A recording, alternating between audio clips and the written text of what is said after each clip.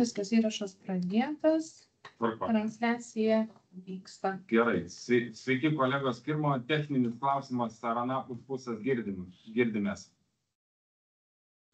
Girdisi puikiai. Puiku. Gera pradžia pusę darbo. Tai kolegos, dar kartelį sveiki.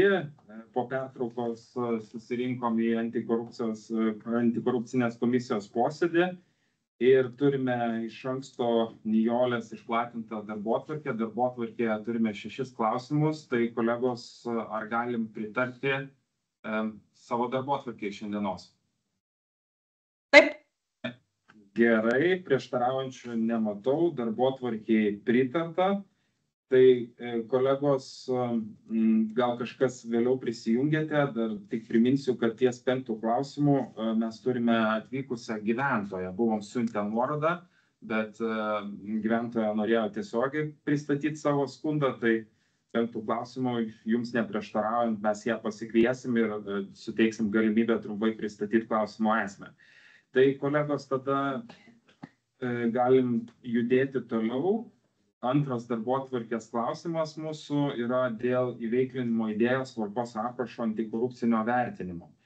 Tai turime kolegos komisijos nario Povilo Pinelio kreipimąsi į mūsų komisiją dėl tvarkos aprašo. Yra išdėstyti 3 punktai, dėl ko keliami klausimai, kad jie yra neištaisyti po mūsų pirminio tyrimo. Tai Povilai, gal tada kviesiu trumpai pristatyti savo klausimą ir tada padiskutuokim. Tai labą rytą, gerbiami kolegos, antikorupcijos komisijos nariai, svečiai. Klausimas yra, kaip ir pristatė pirmininkas, dėl įveiklinimo idėjos tvarkos aprašo antikorupcinio vertinimo. Aš pabandysiu labai trumpai, nes visus argumentus iš esmės išdėsčiau rašte. Tai situacija tokia, jeigu jūs pamenate, mes jau šitą tvarką buvome pasikreipę dėl jos į specialiųjų tyrimų tarnybą ir specialiųjų tyrimų tarnyba nustatė šitų grėsmių antikorupcinių ir nurodė taisyti. Buvo tas aktas taisomas, tačiau neva įvesti tam tikri kriterijai, kurie formaliai kaip ir turėtų atitikti, kad štai yra keli kriterijai, pagal kuriuos jie atsirado, anksčiau jų nelabai buvo, bet tokių, sakykime, pirminių vertinimų, tie kriterijai yra labai abstraktus, jų įgyvendinimas yra labai, mano nuomonė, neaiškus ir iš esmės prie šitų punktų galima pritempti bet kokio objekto išnuomavimo, nes tenais yra kalbama apie tai, kad jeigu nėra biudžeto, bet nėra numatyta tvarka, kaip nėra to biudžeto, ar tai turi pasisakyti, ar taryba turi pasisakyti, ar kažkokie tai skyriai ir taip toliau. Lygiai tas pats dėl vizijos. Toksai punktas yra įvedamas, jeigu savivaldybė neturi vizijos. Nėra aišku, nei kas tą viziją turėtų iš esmės generuoti, apie ją kalbėti ir taip toliau. Tai mano nuomonė čia yra paliktos realiai, nors punktai sužymėta, tie punktai yra labai abstraktus ir iš esmės jie palieka toliau galimybę skelbti įveiklinimo idėją ir nuomoti savivaldybei priklausančius objektus už žemesnę gerokai negu rinkos kainą, neturint realių aiškių kriterijų. Tai trumpai tiek. Todėl siūlau pasikreipti į STT, kad jinai būtent tą aprašą ir tuos punktus įvertintų, ar iš tikrųjų čia yra kriterijai ir ar jos galima laikyti kaip kriterijus. Dėkui, Povilai. Tai trumpai pristatė savo klausimą. Iš esmės, pagrindiniai 3 punktai yra nurodyti jo kreipimąsi. Tai kolegos, tada padiskutuokim dėl pakartotinio kreipimosi specialiųjų tyrimų tarnybom. Aš manau, kad tikrai čia argumentai aiškiai išdėstyti. Vieną kartą jau esam pasikreipę, tikrai buvo kritinės pastabos, tai kolegos, aš kiek matau, iš nuotaikų nebus turbūt prieštaraujančių pasikreipti pakartotinai, ne? Tai mano tada iš karto ir siūlymas būtų tada kreiptis į specialiųjų tyrimų tarnybą, būtent dėl įveiklinimo idėjos tvarkos aprašo antikorupcinio vertinimo ir tada mes nurodytume tuos punktus, dėl ko Povilas iš esmės kelia klausimą jau pačiam paklausime kolegos. Ar tiktų toks siūlymas? Tinka. tinka, bendru sutarimu galim pritarti, ne? Tai ačiū kolegos, pritarta bendru sutarimu, tada kreipsimės į tarnybą, o po to apie rezultatus informuosime jūs vėliau, kai tik tai juos turėsime. Dėkoju. Tai tada dėl antro darbotvarkės klausimo viskas aišku, judam toliau. Trečias mūsų klausimas dėl Vilniaus miesto savivaldybės skolų administravimo. Tai buvom gavę kolegos Skirmanto Tumelio prašymą būtent pateikti informaciją dėl senų skolų administravimo, pakol kas nėra, ne? Mes tą padarėme, yra jums pateiktas atsakymas, jis toks bendrinio pobūdžio. Su Nijole taip pat bandėm pasikviesti iš finansų skyriaus Julių Lukošių, bet ir Julius, ir Skirma Serbentienė šiuo metu atostogauja ir praktiškai nėra kam pakomentuoti situacijos. Aš galiu pakomentuoti, jeigu nori. Taip, tai tada aš trumpą įžangą gal pabaigsiu ir tada matau norinčių pasisakyti, tai kolegos galime apsikeisti nuomonę. Taip, Aleksandrai. Mes turėjom šitą klausimą kontrolės komitete, buvo kaip tik finansų skyriaus laikinai imtis pareigas vadovo, naujasis vadovas greičiausiai bus, jisai paaiškino šitą situaciją. Jie daug ką dabar peržiūrė tvarkas, kaip viskas turėtų būti administruojamos skolos, bet labai trumpai, kadangi visi žinom turbūt, kad viena pagrindinių priežasčių, kodėl šis inicijuotas šitas klausimas buvo dėl to, kad atsirado Gintauto Palucko, buvusio premjero asmeninio skola prieš daug metų. Tai aš irgi užduodu klausimą, ar tai buvo tiesiog neįtraukta į apskaitą ir tuomet tiesiog apskaita neturėjo jokio pagrindo ar net informacijos, kaip šitas skolos, apie skolos reikiamą išieškojimą, arba tiesiog jinai buvo apskaitoje, tačiau niekas nesėmė veiksmų, kad jos išieškoti. Tai buvo, paaiškinti, kad tai buvo pirmas variantas, kažkas tyčia ar netyčia neįtraukė šitos skolos į apskaitą ir dėl to per eilę metų jos elementariai net nebuvo reikalauta. O ten toliau kažkoks tyrimas turbūt. Tai jie bando, šalia tų tvarkų, dar sužiūrėti, ar įmanomos panašios situacijos, kur po teismo sprendimų nebuvo įtraukta į apskaitą prievolę susimokėti baudą. O komitetas kažkokių rekomendacijų teikia papildomai jūsų, ar tik nagrinėjate klausimą? Mes su kitais klausimais. Čia iš informacijos išklausyta. Ne? Tai kolegos, dėkui Aleksandrai, kadangi nagrinėjo komitete, tai papildė informaciją. Pačio Skirmanto nėra, atsakymą esam gavę, kažkokių daugiau papildomų klausimų nebuvo. Dar Skirmantui siuntėm visą informaciją, dar klausim, bet atsakymų negavome, ne? Tai aš įsivaizduoju, kaip ir bent jau mūsų atžvilgiu nematau daugiau norinčių pasisakyti, tai kaip ir galėtų būti informacija išklausyta, nebent kažką Skirmantas norėtų pridėti.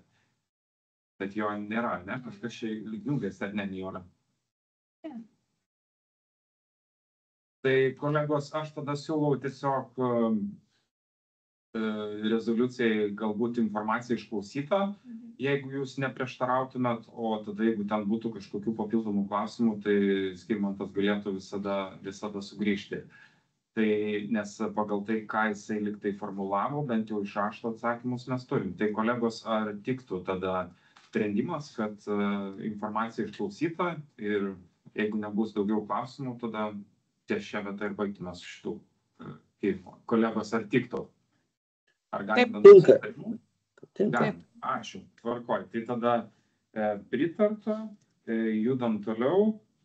Toliau mūsų yra ketvirtas darbotvarkės klausimas dėl gaisro Vilniaus regiono atliekų rūšiavimo gamykloje negesmano aplinkybių ir galimybių korupcijos apraiškų.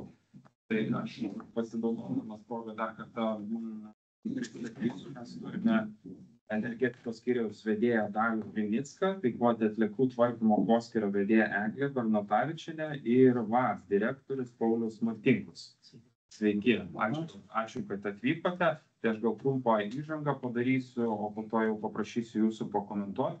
Šiaip dėkui, gavom beveik visus jūsų atsakymus, tiksliau visus, bet iškilo papildomų klausimų, kadangi šiek tiek ir laiko praėjo. Tai mes turim kolegos kreipimąsi tarybos nario būtent dėl šito neeilinio gaisro Tuo metu virš berods 7,000 kvadratų degė teritorijos. Tenai, kadangi yra savivaldybės turtas, tai buvo keliamas klausimas dėl žalos padarimo ir jinai atlyginta. Natūralu tada, koks tas žalos dydis. Be abejonės visiems turbūt įdomu, kokios tos yra gaisro priežastys ir kaip buvo jos likviduotos. Ir aišku, dar tas pats iš atliekų, kaip sakyt, vadybinimo, rūšiavimo sprendimo klausimas, kaip ta krizė buvo. Tai gal aš tada trumpai energetikos skyriaus vedėją paprašysiu gal pristatyti kokią informaciją. Jūs turite omenyje apie kokią dabartinę situaciją, ne? Taip. Tai dabartinė situacija yra ta, kad jeigu pradėti per visą paslaugą eiti nuo pradžių iki sąvartyno, kitaip tariant, tai atliekos yra surinkamos tiek į gaisro pradžioje, tiek ir dabar iš gyventojų be jokių sutrikimų ir be trikdžių. Tai tas buvo nuo pradžių kaip vienas esminių tokių principų suderinta, kad konteineriai būtų ištuštinami laiku. Antra dalis dabar jau, reiškia, visos atliekos iš gyventojų važiuoja į MBA teritoriją. Ir tenais yra apdorojamos ir tvarkomos mobiliais renginiais, atskiriamos tam tikros frakcijos. Šiandien kolega Vaco vadovas galės patikslinti į proporcijas. Dalis atliekų važiuoja į Vilniaus kogeneracinę jėgainę deginti. Dalis į akmenės cementą važiuoja kaip deginimui skirtas kuras. Ir ta dalis, kuri jau nepakliūna į nei vieną iš atliekų kategorijų, važiuoja į sąvartyną.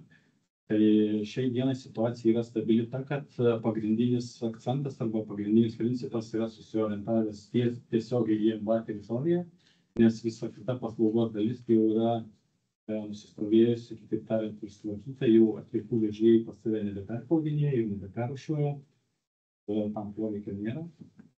Ir taip pat operatorius yra pasirengęs tam tikrus planus, ruošiasi tiek įrenginių atstatymui, į tą padėtį, kuri buvo dar iki gaisro. Tai nežinau, čia labai trumpai, taip, jeigu kažkokių specifinių klausimų būtų, tai tada galėtumėm dar šiek tiek pasitikslinti, bet šiandien yra situacija pakankamai stabili, nes tiek aplinkosaugos institucijos, kurios tiesiogiai dalyvauja irgi visame šitame procese, mes esame juos įtraukę, tai irgi visa orientacija yra į MBA teritoriją šiuo metu. Dėkui, taip, Aleksandrai. Aš pradžiu klausimą, paskui gal tada. Ten buvo vienas iš sprendimų, kad tiesiog jeigu nespėsim rūšiuoti, didesnę dalį teks deginti. Tai klausimas taip, ar perrūšiuoti tiek pat, ar mes tiesiog deginam daugiau šiuo metu. Čia gal galėtų Paulius šitą pasakyti, bet kokybė šiek tiek pačioj pradžioj rūšiavimo jinai skiriasi, kad atsirado matyti daugiau degių atliekų, negu kad arba dalis išvažiavo į sąvartyną, nes susidaręs buvo kaupas tam tikras.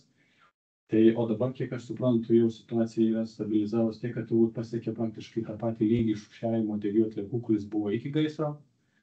Ir tiesą sakant, per tą ekstremalios situacijos valdymo laikotarpį dar pavyko Vansui susitarti dėl didesnio degių atliekų kiekio, kuris buvo, čia kaip buvo jūsų klausimas, irgi dėl to susidariusio perteklinio kiekio, nes buvo per mažas sudėrėtas deginimui kiekis, kuris gali, tada įmonė tiesiog kaupdavo degių atliekų kiekį pas save teritorijoje, nes pagal statymą degių atliekų sąvartyne negali laikyti ir šalinti. Bet manau, šiek tiek toks klausimas, tam iš tikrųjų, tai ir žinojimų buvo net, ir žiniasklaida parašyta, kad tiesiog vienas iš sprendimų, jeigu neturim kaip perdirbti, laikinai degint net kas šiaip neturėtų būti deginama. Tai aš girdžiu tą plonybę, bet aš įtariu, bet dėl to klausiu jūsų, kad patvirtintumėt arba paneigtumėt, kad mes kurį laiką tiesiog daugiau degindavom, negu šiaip turėtume deginti. Nežinau, aš kaip klausiu. Gerai, čia klausimas iš dviejų dalių. Tai ar buvo degintos nerūšiuotos komunalinės atliekos? Ne. Tai nes iš principo būdavo tam tikras rūšiavimas atliekamas būtent net ir po gaisro, iš tikrųjų buvo atliekamas Ekobazė, Ekoservis, Ekonovas, iš tikrųjų buvo privatus vežėjai, kurie sutiko atlikti vienokį ar kitokį rūšiavimą. Tai, ką Dalius ir paminėjo, rūšiavimo kokybė nuo balandžio 27, tai yra 28 dieną. Ir 7 veislas 28 dieną pradėtos atlikos važiuoti į tas aikšteles privačių, iki grubiai gegužės 20.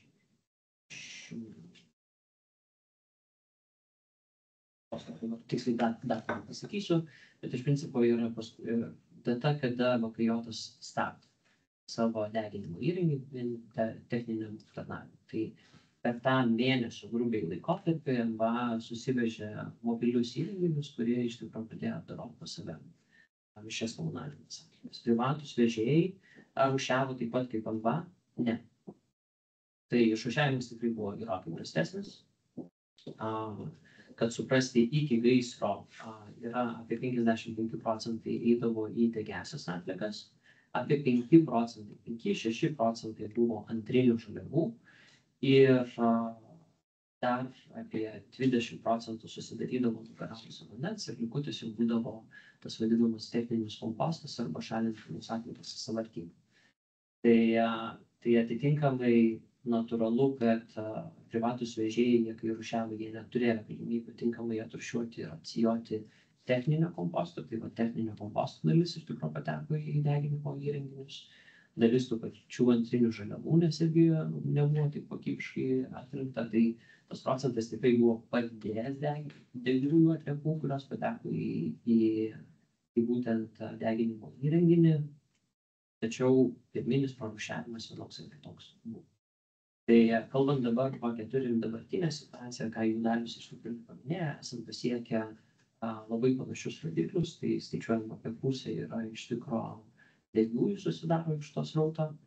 Tada ir technologiškai, kaip atrodo, atvažiuoja iš šios komunalinės atliekos, jos dedamos į smulkintuvas atsijoja realiai į 2 frakcijas ir ištraukia metalus, nes metalai savo svorį tiesiog yra pakankamai apie 1-2% iš karto antrinių žaliavų susidaro iš to. Tai iš po smulkintuvo iš principo išrenta smulki frakcija, kas skaitosi maistas, arba bioskaiti medžiaga. Ir stambesnė frakcija tai yra įvairūs plastikai, popieriai ir visa kita, tai yra prie degiųjų.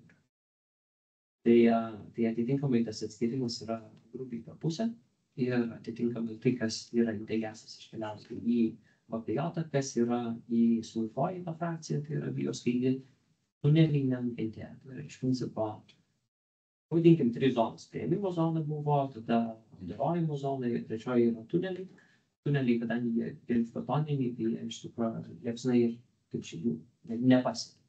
Tai yra degė ir nukentėjo būtent priėmimo zona ir rūšiavimo zona.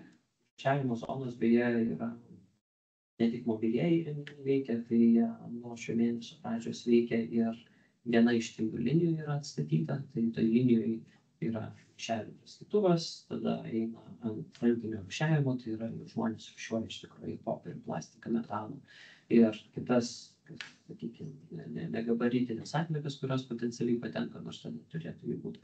Ir būgninis jėtuvas yra apie atskiritas frakcijas, stambesnės, smulkesnės ir paduodama į Vakajotą. Tai papildomai, kas buvo atstatyta pastaruoju metu, tai iš tikrųjų po gaisro ten jau po pirmųjų savaičių pradėjo veikti, bet labai mažų pajėgumų, tai būtent ką paminėjo ir Dalius dėl akmens cementų, SRF gamybos. Tai yra dar viena iš priemonių tam, kad čia sutvarkyti degiųjų atliekų sankaupą, kurią iš tikrųjų turėjom tiek per Vakajotų sustojimą, tiek ir tas sankaupą, kurią turėjom iš tikrųjų susidariusią tiek teritorijai, tiek iki gaisro, tiek gaisro ir po gaisro. Dėkui, kolegos, kas. Turiu daug. Tai gerai, paklausti, net po to aš tada prašau. Labai pamintosime, gerai sustojam tinkamų momentų. Ar yra kažkoks ribojimas teisės aktų, kiek jūs galite turėti iš vis atliekų toje vietoje? Taip, yra. Tiek nerūšiuotų, tiek rūšiuotų. Ir mano klausimas tada būtų ir antra dalis, jo buvo viršytos normos iki nelaimingo nutikimo Kaip yra dabar? Tai esmė yra tame, kad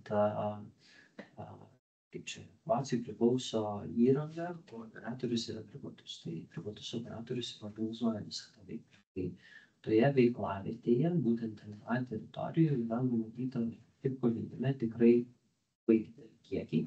Čia beje irgi diskutuojame ir su priežiūros institucijom, kadangi nuo kitų metų kaip tik griežtėja ir priešgaisriniai reikalavimai ir visa kita, tai tos normos bus mažinamos.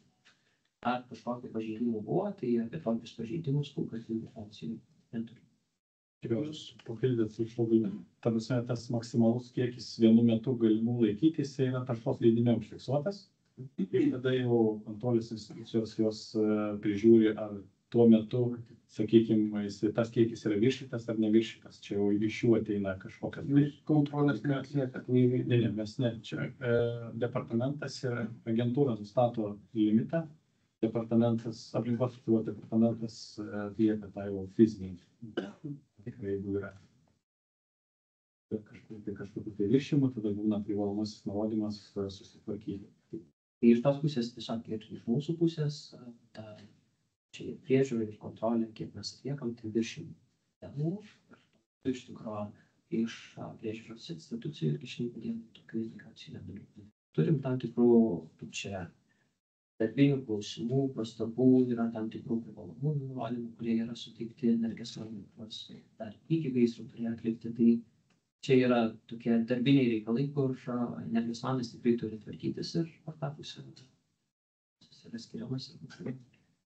Mes į šitą visą procesą, kaip minėjau, esame įtraukę ir agentūrą, departamentą ir aplinkos ministerijos parinkties pareigūnas irgi dalyvauja koordinaciniuose.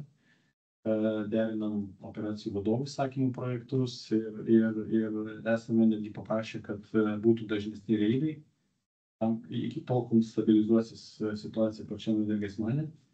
Ir tokiu atveju, jeigu iš jų pusės yra kažkokių mato rizikų, tai iš karto mums pasako ir mes tada per įsakymus ir privalomuosius pavedimus prašom susitvarkyti. Nes tikrai, čia tas kolega jau uždavė klausimą, bet šiaip matant tavo šiukšlių kiekis tiesiog atrodo kaip siena iki dangaus. Ir kai žinai, kad šalia yra vakajotas, kuris gali tas šiukšlės sudeginti, tai natūraliai klausimas, nes čia vieno degtuko užtektų dar didesnį žalą atsižvelgti. Aš minėjau, Paulius galės pakomentuoti. Lygiai greičiai vyko dėrybos ir su Vilniaus kogeneracinė, nes buvo kiekis vienas užfiksuotų sutartinių ir Vacijai pavyko susiderinti dar dėl papildomų kiekį. Tai ir plus, aišku, prisideda dar akmenės cementui, aišku, ten jau reikia SRF gaminti atskirai, kad jis būtų kaip kuras, o ne kaip tas vadinamas kietasis apgautasis, kuris yra laikomas atlieka. Tai čia buvo, bet man atrodo, iki tol tai buvo tas mažesnis kiekis ir tada energijos vadas turėdavo balansuoti tarp to, ką duoda vakajotojui, kaupti tą perviršį pas save. Čia, manau, labai aišku, detalės nuvysim, bet ką jūs nuotraukoje esate užfiksavę, tai yra iki gaisro sukaupti kiekiai. Tai iš tos perspektyvos turbūt keli dalykai. Tai su vakajotu dar pernai metais buvo tartasi, kad bus numatyti papildomi kiekiai tam, kad pasivalyti teritoriją. Tai ir čia turėjom tą tokį, kaip čia, trinti, nes dalį kiekio tikrai jie paėmė praeitais metais, dalis kiekio turėjo būti šiais metais paimta. Tai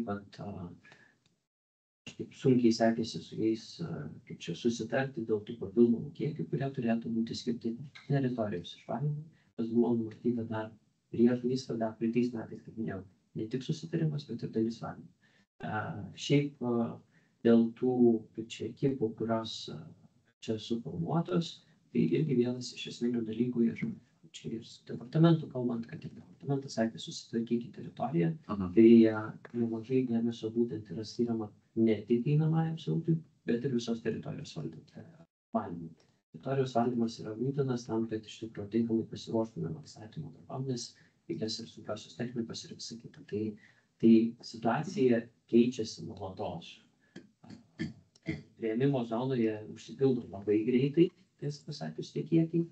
Ir po to vakar jie tvarkomi, o vakarus irgi paraleliai tvarkosi energijos vadas, nes yra sutarta, kad jei šito nebus sutvarkyta, statybos darbai tikrai turėsim iš. Tai atitinkamai tas vizualus pokytis, aišku, čia reikia stebėti pačią istoriją, kaip ten vystėsi, tai yra pajudėjimas tikrai į gerąją pusę, tai va čia ir Liepos mėnesį matėm, rugpjūtį su Vakujotu ir kai kaip čia susitarimai atsirado, tai tas pajudėjimas į teigiamą pusę tikrai.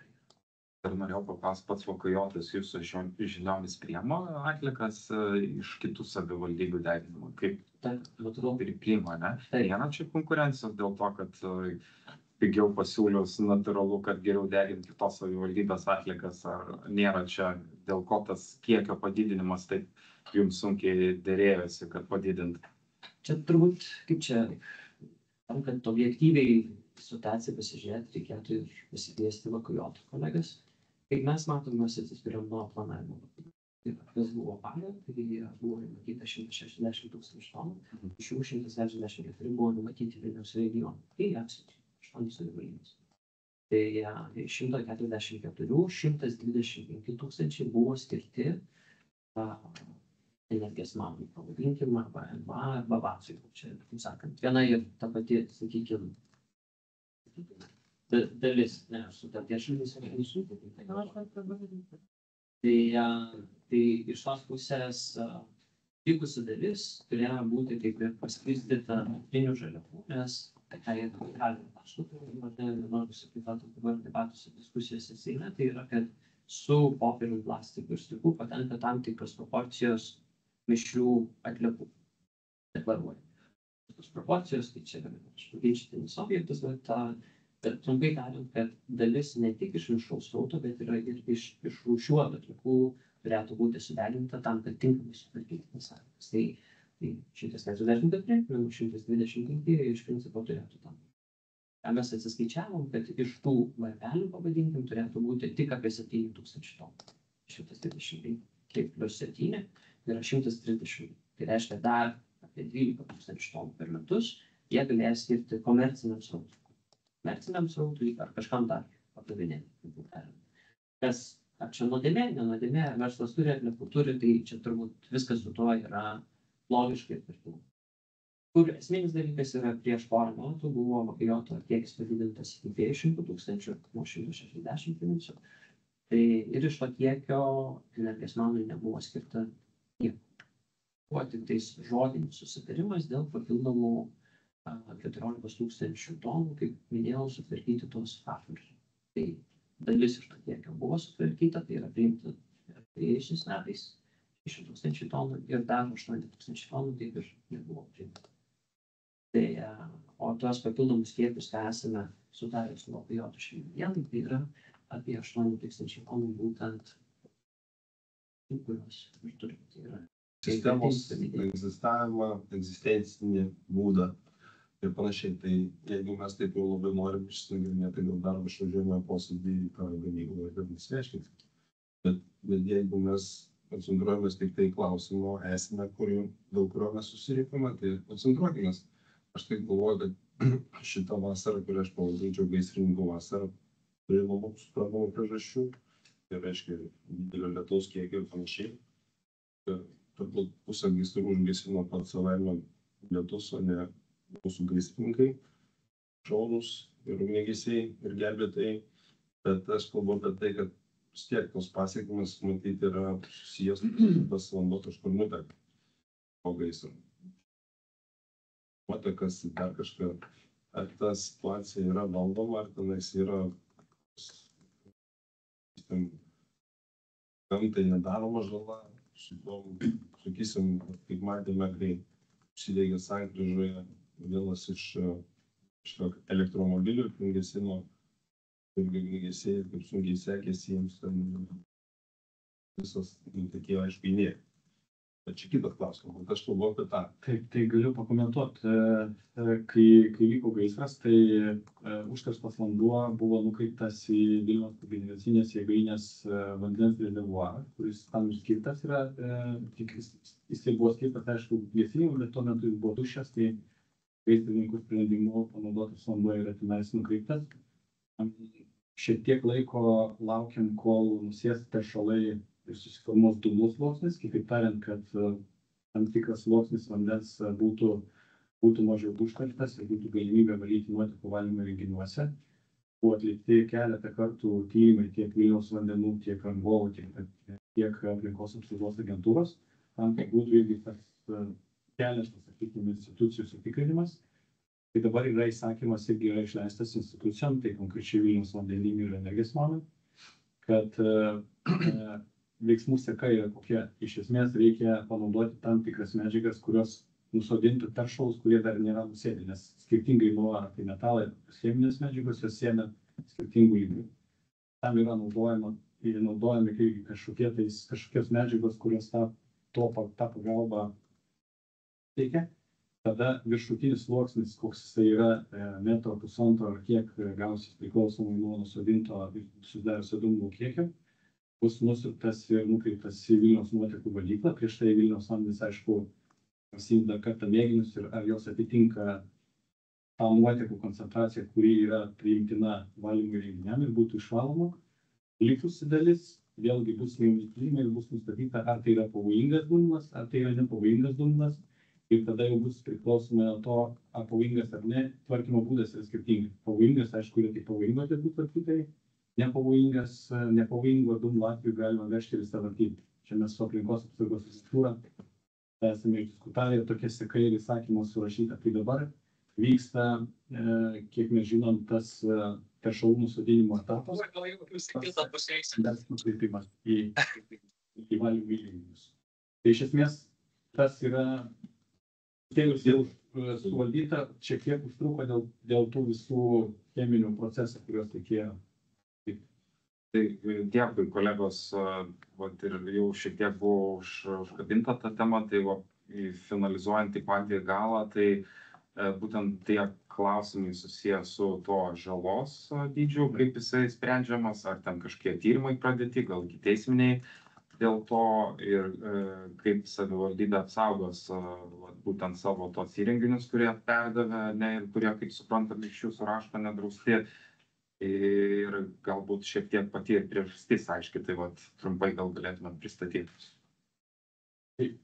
Tu gal apie žalą dėl priežasčių, kol kas mes neturime atsakymų iš institucijų, tai yra pardo į prokuratūros, kurie tyrė, dar kol kas jokių rezultatų nesame gavę. Nes žinom, kad yra aplinkti ne vien tik šitas, bet ir kiti paskesni įvykę atvejai. Tai kai gausim, matyt, bus tikriausiai aišku. Visi dabar preziumuoja, kad tai galėjo būti dėl ličio baterijų, bet kokia tiksli priežastis, matyt, paaiškės po institucijų, kol jos baigs tyrimus ir priims kažkokį išvadą. Dėl žalos. Boeingo avarija greičiau ištyrė. Tai jo, bet čia jau, kaip sakyt, mes jau šitą vietą, kai ne patys nedarome. Dėl įrangos, tai kaip minėjau, yra kelios zonos, tai pažeidimus mes vertinam tokiam kryptim, tai yra pastatas ir įranga. Tai dėl pastato iš tikrųjų Energijos manas darbai vyksta intensyviai ruošiamasi planavimo darbų atstatymui. Tai tas irgi yra suplanuota ir turėtų būti atlikta. Dėl įrangos iš tikrųjų vyksta diskusijos dėl atstatymo į esamą, tai yra į buvusią padėtį versus galimus patobulinimus. Tai kadangi šiandien vyksta derybos dėl šitų dalykų, tai trečių sumų nenorėčiau atskleisti, bet ką matom ir kas yra deklaruojama iš Energijos mano, tai yra, kad jie padengs, atstatys įrangą į prieš tai buvusią būseną. Arba vienaip ar kitaip kompensuos pinigais tam, kad ta žala padengtų. Tai dėl žalos atsakingas Energijos namas. Dydis, kaip ir jūs sakėt, derinamas, ar ne? Derybų objektas. Aš nelabai suprantu, koks šį derybų objektas. Aš įsivaizduoju, kaip įrangos šeimininkas tiesiog turėtumėt įvertinti ir pasakyti, kurioje vietoje derybos, aš nelabai turbūt suprantu. Nelabai dabar norėčiau atskleisti, esmė yra tame, kad Energijos manas atstatinėja dalį įrangos, sako, kad grąžinsiu pinigais, tai čia jau prasideda tam tikros planybės. Bet žalos dydį tai nustatyti jūs galite? Nenorėčiau atskleisti, tai yra atlikta, kaip čia yra atliktas vertinimas, tai vertinimą turim vertintoje. Tai tas, taip sakant, kaip Aš dovanokit būsiu vis tiek toks atkaklus, čia yra savivaldybės turtas. Mes visi turim teisę žinoti, kokio dydžio žala padaryta, kurio vietų čia konfidencialumas yra. Jūs galite darytis paskui vėliau, kaip kas, kokiam dalim atstatys. Taip, dabar aš norėčiau žinoti, kad jeigu tai įranga kainavo 15 milijonų, įsivaizduojama žala padaryta tiek. Mes to, iš esmės, to čia susirinkom, čia yra pagrindinis. Dėkui už tą įžangą prieš tai, aš daug sužinojau naudingų dalykų, bet kokio dydžio žala padaryta, tai šitą dalyką norėčiau sužinoti. Antras dalykas vis tiek pataukus ir galime prie to perėti. Čia dėkui Audriui, kad pagražino mūsų tą normalią diskusiją. Tai vis tiek pagrindinis iš visas klausimas, kaip jie be draudimo galėjo tą dalyką daryti. Džiaugiuosi, kad jie toliau tęsia veiklą, neužsidarė, nes čia iš vis būtų skandalas didelis. Jeigu yra sutartį numatytas kažkoks punktas, jis nėra vykdomas, netinkamas aiškinimas, kad nei viena draudiminė kompanija neapsiėmė drausti tokių dalykų. Mano žiniomis yra, kas apsiėma. Viena vienintelė, bet vis tiek vyko veikla ne pagal sutartį. Vienas dalykas, man įdomu, kokie veiksmai čia. Antras dalykas, žalos dydint, tada jeigu nesakot, bent jau duokit konkretų paaiškinimą, kodėl tai yra konfidencialu, patikslinu jums nustatyti žalos dydį. Ne kokiu būdu jie atlygins ar tobulins ar taip toliau, bet kodėl jūs laikote konfidencialią informaciją, atskleis dabar padarytą žalos dydį. Tai dėl pačios žalos, kaip ir minėjau, dydis ir visa kita priklauso nuo to, kas yra sudegę ir kas yra atstatoma ir kas turėtų būti dar atstatoma. Tai šitie dalykai ir vyksta dabar darybos. Kiek yra atstatoma į buvusią stadiją, kiek potencialiai galėtų keisti vienoks ar kitoks gamybinis procesas. Tai šitie dalykai, mano akimis, yra svarbus, norint užtikrinti savivaldybės ir paco interesą, derinti su kita šalim. Tai šitų skaičių neatskleisiu šiandien. Dėl draudimo, tai taip, įrenginiai nebuvo apdrausti nuo praėjusių metų, galvoju, turbūt gegužės mėnesio. Buvo pastangos dedamos tam, kad rasti draudimo įmonę ir ne Lietuvoje. Buvo pastangos užsakomos, kad atliktų turto vertinimą. Tai aš kaip prie įmonės prisijungiau, tai irgi buvo apie tai diskusija, kad reikia įsivertinti, gauti pasiūlymus iš tarptautinių įmonių, kurios galėtų pateikti būtent draudimo fonds. Natūralu, kad sakyti, kad, žiūrėkit, drauskit, svarbu kokią kainą, tai irgi yra neracionalu. Čia draudimo įmonės prašo reikšmingos, kaip čia, tos įmokos, paslaugos mokesčio, tam, kad gauti polis. Tai atitinkamai pagal tą yra vertinti. Bet aš norėjau patikslinantį klausimą uždėti. Vis tiek jūs tos įrenginius perdavėt pagal kažkokią sutartį, ne? Vacas. Ir toj sutartį elementaru, kad turėjo būti reikalavimas turto draudimui. Tai ar toks reikalavimas buvo? Tai nebuvo, tai čia viena diskusijos dalis, o jis buvo, kaip jūs kontroliavot, kad nevykdė šitą reikalavimą įmonė. Tai draudimas turėjo būti. Tai yra paskutinė Energesmano atsakomybė drausti. Tai ir dėl draudimo, kaip ir buvo pasakyta, kad su Energesmanu kelis kartus buvo sakyti ir raštai ir susitikimai, kad jūs privalote apdrausti įrangą ir suorganizuoti draudimus. Tai iš tos pusės kai Energesmanas prisiėmė ir dabar privalo kompensuoti. O tie reikalavimai buvo iki gaisro ar po gaisro jūs čia aktyvūs buvote? Iki gaisro, bet ir buvęs vadovas mano žiniomis iš tikrųjų organizavo ir susitikimus ir visą kitą. Audrius Kaistys, prašau. Tai, aišku, čia komercinė, nekomercinė, kokia paslapta, bet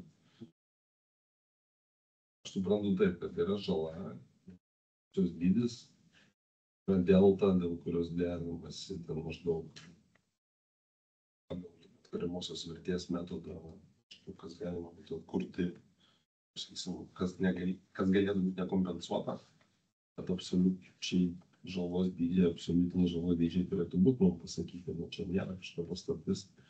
suprantu, ten derybų objektas gali būti kažkoks, komercinė kažkokia tai faudas, neaišku, kokia delta. Bet tas, jeigu jau yra išvados, kaip jūs sakėt, skaičiavimai, tai tada bent jau tą maksimalią sumą gali pasakyti, bet kaip tenais galutiniam rezultate susidėrėta bus ir kas bus padaryta skiriamosios vertės metodu atkurta, o kas bus nupirkta iš naujo diegta technologiškai, tai yra kitas klausimas. Mes šitą klausimą gal nelabai turėtumėm lysti, bet mums įdomu apskritai tokie vertė, nes aišku, ta žala, čia ir draudimas čia yra, kaip jūs sakėte, antrailis dalykas, jie galėjo nesidrausti, bet tada jų rizika jie prisėmė ir jie turi kompensuoti savo lėšomis. Tai čia yra svarbiausia, kad reiškia maždaug kas maksimaliai gresia jiems, o sakyta, tai čia yra derybų. Tai kaip ir minėjau, iš tikrųjų, tikiuosi neužtruksim su derybom. Kai užbaigsim derybos, tada galėsim tikrai pateikti ir skaičius ir informaciją. Tai čia nematyčiau tai problemų. Šis momentas, kur vyksta derybos, tai Man, nepykit, viešasis interesas reikalauja, kad mes visi žinotume tą dalyką. Paskui derybos, nes derybos, kad gaunasi, man labiau skamba vis tiek kaip kažkokia pilka zona, kur jūs bando dar su verslu irgi. Kad žinotume, kad žala 10 milijonų. Kaip jie atstatys? Dalį atstatys, dalį finansiškai. Gal nieko mums nemokės, nes dar nereikės. Bet toks, čia ir skamba neskaniai ir atrodo. Dokumentai, kurie niekur nepradins. Tai atitinkamai, kodėl tų dokumentų negali pateikti po to, aš tai nelabai to suprantu. Ir apskritai, kur ta informacija bus toliau naudojama. Tai čia man labiau šitas dalykas. Galiu atsakyti pakankamai paprastai, nes iš tikrųjų vis dar turim rizikų, kad UAB, šitas, kuris turi, jis tiesiog užsidarys, bankrutuos. Nes su jų piniginiais srautais bent 5-7 milijonų skola jos elementariai paskandins, jeigu nebus kažkokių papildomų finansinių injekcijų. Aš traktuoju, kad šita įmonė vis dar ant bankroto ribos ir taip, tai priklausys nuo jūsų pozicijų, nuo jūsų geranoriškumo. Tai tuomet pas mane atitinkami klausimai, kad jeigu aš vertinu šitą įmonę, kad jinai turi labai nemažą tikimybę subankrutuoti, ar jūs kaip vadovas imatės visų veiksmų, kurie galėtų užtikrinti šitos kompensacijos ir vėlesnį išieškojimą. Tai taip, ir kadangi jūs, aš girdžiu ir mes su jumis išsiskirsim greičiausiai mėnesių 2 arba toliau, tai aš neturiu pakankamai informacijos, kad užduoti sekančius klausimus. Ir draudimo patys nesužiūrėjom, apie metus nesužiūrėjom, neužtikrinom, net jeigu nėra draudimo, gali būti kažkoks sutarties papildymas ir taip toliau, kaip užtikrinti kompensacijos mechanizmą. Ir skirtingų dalykų to nebuvo imtasi, dabar duomenų mes negaunam, toliau vilkinama ir jeigu mes kažkada prieisim prie to, kad įmonė subankrutuos, tai man tas popieriukas ir vertinimas, jisai bus mažiausiai jau įdomus ir reikalingas. O ta suma, kaip pakeisiu bankrotą ar nebankrotą? Mes turim teisę žinoti. Mes įtariam, dėl ko čia yra šitas dalykas ar antikorupcinės komisijos. Pirmas dalykas, nuo pernai rugsėjo iki šių metų balandžio. Draudimas, aš suprantu, draudimo bent jau tiek, kiek Energijos manas yra pateikęs Vatsui, nuo to laiko, kai Alytuje kilo gaisras, tai nuo to draudimo bendrovės atsisako drausti tokius įrengimus. Čia iš principo, nežinau, kiek čia daugiau negu 1. Čia turbūt ta situacija dėl draudimo vyksta. Čia ko gero esminis dalykas, ar buvo draudimas. Draudimas buvo. Esmė yra tame, kad nerado rinkoje, kuris apdraustų ir gaisrą viską. Tai yra, visi kiti draudimai, jie yra. Bet, pavyzdžiui, būtent įrenginių, pavyzdžiui, sudegė vienas iš čia keltuvo, tai draudiminė išmoka yra. Esmė yra tame, kad nesugebėjau uždrausti vienos iš rizikų, kurios, taip sakant, viena iš pagrindinių. Tai aš kalbu, čia vis tiek pats faktas išlieka, kad Energijos manas pasiėmė tą riziką. Privalo kompensuoti šitą žalą, šitų dalykų. O dėl naudos, kuri atiteks vilniečiam ir kaip turėtų būti derybų rezultatas, tai atitinkamai taip, tai yra įmonės atsakomybė tam, kad užtikrinti rezultatą nešti ir derybos. Tai atitinkamai ar čia su rezultatu ateinam į tarybą ir pristatyti, aš tame nebūtų problemos. Tačiau pats čia procesas, kaip ateiti, yra visa valdysenos struktūra, kurią mes turim. Tai yra ir vadovybė, ir kontrolės priemonės, ir valdyba, ir visa kita, kur turi užtikrinti tą skaidrumą ir priežiūrą. Tai iš tos pusės ateiti ir daryti, kaip čia, derybų procese išviešinti savo visas pozicijas, tu tiesiog nepratingai. Dėkui, kolega dar Audrius turi klausimą. Aš čia tik tai užbėgdamas už akių, modeliuokime tokią situaciją, kad gali būti, kad už neatsargų turto sunaikinimą bus iškelta baudžiamoji byla ir bus pasiūlyta reikšti civilinį ieškinį toj baudžiamoje byloje. Tai reikšite tą civilinį ieškinį? Būtinai. Būtinai. Jeigu, kaip čia klausimas, ar Energijos manas, kaip čia turi lengvas dienas, tai tikrai neturi. Ir mano supratimas ir tikslas yra labai paprastas. Ir ką Dalius sakė nuo pat pradžių, tikslas buvo iš visų metų labai aiškiai pasakytas. Negali sutrikti veikla. Tai šiandien dienai tą veiklą užtikrinam su laikinom linijom ir visą kitą, tačiau ką reikia suprasti, tai negali pasisamdžiami. Tai faktas, kad turės būti atstatyta. Ir mano tikslas yra, kaip ir pasakėt, ar ne, jeigu jie bankrutuos, tai yra bėda. Mano tikslas jau geriau, kad jie geriau gyveno toliau, deda pinigus ant stalo ir atstato tą žalą, kurią patyrė VAS. Tai ar mano tikslas dabar išsiderėti ir sulaukti žalos atlyginimų? Taip. Kolegos. Aš tik replikuoju. Tai man tiktų rezultatas, aš gal pasakau, koks norimas. Gal mes iš tikrųjų, elementai kartais būna, kad du žmonės kalba, plonybę. Aš įsivaizduoju, kad būtų tinkamas variantas, bent jau man, aš nesakau, kaip diplominai, pasakytumėt, mes vertinam žalą 10 milijonų eurų, šiuo metu deramės, kiek mes tą žalą padarysim. Gal tai bus sakys, iš vis jos neatiduos, o tiesiog atstatys ir tas veiklą ir tada, kaip jūs ir sakot, mums svarbiausia tęstinumas, čia turbūt visi supranta. Taip toliau. Tai čia paskui jis gali ir nesufigūruoti. Bet šitoje vietoje man toks dalykas yra svarbus, vertinant, mat finansinės galimybės tos įstaigos iš vis su tuo susitvarkyti. Tai tik tiek. Žodžiu, tai mano nuomonė, kad tai yra pagrįstas lūkestis tiek jūsų, tiek visuomenės, kad ateiti ir parodyti skaičius. Tiesiog tą nenorėčiau daryti derybų metu. Tai pabaigus derybom tikrai mielai atsakysiu visus klausimus.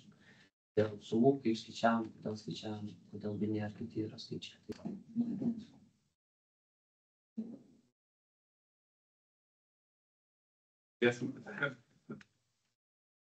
Tai kolegos, tada reikia apsispręsti dėl mūsų tolimesnio tyrimo. Mano kelios įžvalgos, gal pasinaudosiu tą savo pirmumo teise. Tai aišku, klausimas būtent yra likęs dėl žalos dydžio. Jis neatsakytas, o kadangi būtent mūsų paklausime kreipimėse yra galimos klausimas dėl galimų korupcijos apraiškų būtent nustatant žalos dydį. Ir taip pat, aišku, iš tyrimų išaiškėjo, kad kas ir buvo skelbiama, kad to draudimo nebuvo, nors reikalavimas toks buvo, tai tiesiog tas kontrolės klausimas tuo metu. Tai šiek tiek komentarą gavom, kad kaip ten buvo sprendžiamas praėjusio vadovo, bet aš manyčiau, kad mums vis tiek reikėtų papildomos informacijos pateikimo būtent iš įstaigos, kas čia buvo ir diskutuota dėl žalos dydžio, dėl pačio draudimo, po to jau tolimesniam tyrimui spręsti. Ir galbūt net ir kiltų rekomendacijos iš mūsų komisijos, tokia viena bendra rekomendacija. Tai jau kažkoks kaip čia trendas nelietuviškai išsiaiškus vyksta, kai prie didelių projektų ar didelių tokių sutarčių, kur yra savivaldybės turtas, mes dažnai atveju neturim net apskritai galiojančių garantijų ir ta garantijų kontrolės priežiūra, jinai apskritai nevyksta ir konkretus atvejai mūsų viešai žinomi. Tai čia iš mūsų komisijos apskritai galėtų kilti po turbūt, kai baiginėsim tyrimą, rekomendacija dėl kontrolės, būtent tokių garantijų, kai yra perduotas turtas ar kai vykdomos, ten, nežinau, viešieji pirkimai, koncesija ar kiti dalykai. Tai čia bendresnio pobūdžio dalykas būtų, tai mano siūlymas būtų tęsti tyrimą ir kreiptis tada į įmonę papildomus informacijos kolegos, kokios būtų įžvalgos ir pasiūlymai.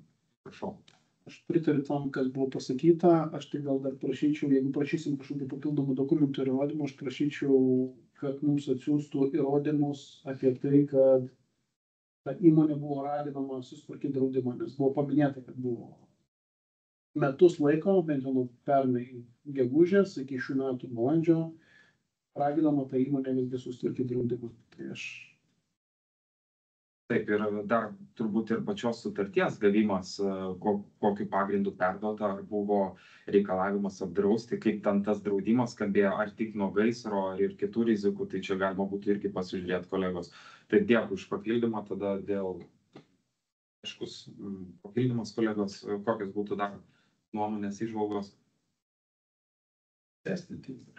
Gerai, tai kolegos, tada rezoliuciniai daliai siūlymas tęsti komisijai tyrimą ir kreiptis būtent į įmonę, pateikti atsakymus į visus šitos mūsų klausimus, tada mes su Nijole tiksliai sudėliotume tekstą ir tada kreiptumės. Kolegos, ar tiktų bendrų sutarimų toks siūlymas?